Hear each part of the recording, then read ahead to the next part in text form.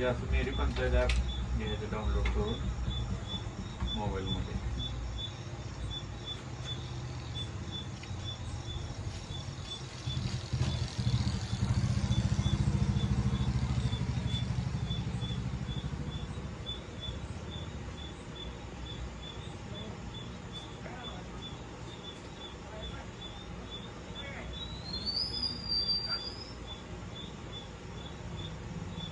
त्याचं ओपन झालं की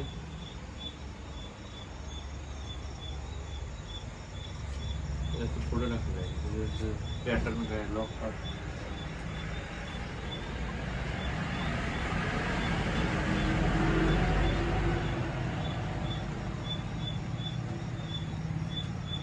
भाषा निवडायची, आपल्याला मराठी घ्यायची. मी सहमत आहे सगळ्या त्याला फॉलो करायचं. आता नागरिक लॉग इन आहे. GPS बंद होतं त्यामुळं GPS चालू केलं. आता नागरिक लॉग इन मध्ये जायचं. नवीन आपण नागरिक नोंदणी करतो तर साइन अपला जायचं. तिथे नाव आता टाकायचं संदीप लाला सो.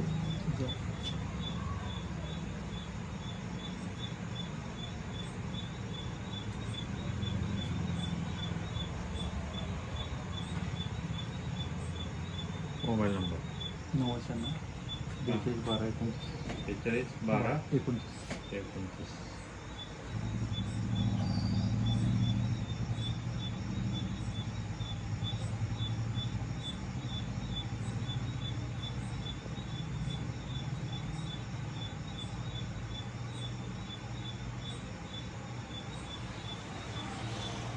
आता याच्यावर OTP येतोय.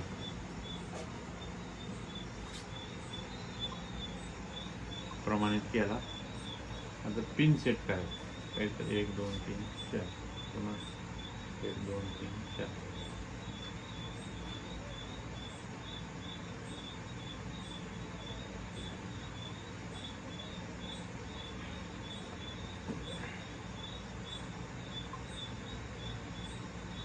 ठीक आहे. मोबाईल नंबर किती? 99 96 42 42 12 12 29. एमपिन टाकायचा 1 2 3 4. लॉग इन केलं. आता पिनकोडद्वारे आपलं गाव निवडायचं. 416 408 टाकला पिन. ग्रामपंचायत निवडा सावड्या.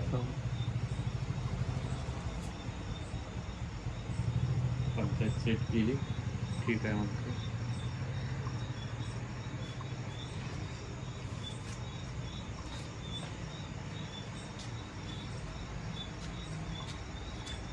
जिल्हा परिषद निवडायची. चांगली.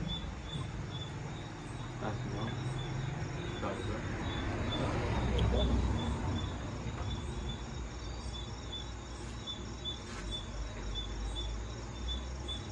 सावडेगाव निवडायची.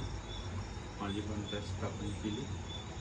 आता हे सगळं आपल्या गावचे सरपंच नाव येते, सचिव आहे, पंचायतबद्दल माहिती सगळी येते. नवीन काय पाणी स्वच्छता सूचना फलक उपलब्ध, पंचायतीचा निधी, निर्णय ॲप गव्हर्नमेंटने लॉन्च केलं आहे. त्यावरती काय आजच्या म्हणजे ग्रामसभा वगैरे ते जाहीर केलेल्या त्याचं सगळं दिसतंय. आपल्या गावची ग्रामसभा ही आता 17/9ची आज झालेली ग्रामसभा आहे. त्याची माहिती कोण कोण होतं, त्याला आमंत्रित कोणाला केलं, गाव कोणाला नोटीस वगैरे लावलेली विशेष ग्रामसभेची सगळं दिसतं. नाही पाहिजे ते बरोबर आहे. सगळ्यांना पाहिजे.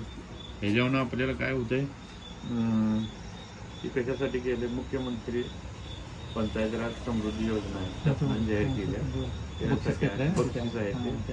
आणि हे सगळ्या नागरिकांनी घेतलं की आपल्याला काय होतं, काय तुमच्या तक्रारी असल्या तरी काय CO साहेबांच्याकडे जाणार. त्याच्यात तक्रारीचं ऑप्शन आहे. हे सर्व आपल्या डिग्री गावात करताय अनलिगली करताय हे हा, सगळं सगळं होतं. दिसतंय. बरोबर आहे, शंभर.